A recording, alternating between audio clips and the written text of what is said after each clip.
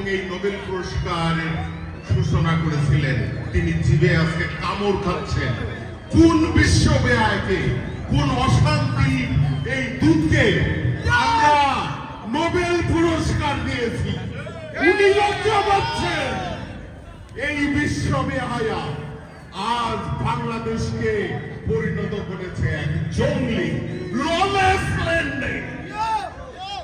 30 লক্ষ শহীদের রক্তের বিনিময়ে, 2 লাখ মা বোনের ইজ্জতের বিনিময়ে, শত কোটি মুক্তিযোদ্ধার অংশগ্রহণে যে একটি স্বাধীন, সার্বভৌম এবং একটি ধর্ম নিরপেক্ষ জাতীয় মূলনীতির উপরে প্রতিষ্ঠিত হয়েছে,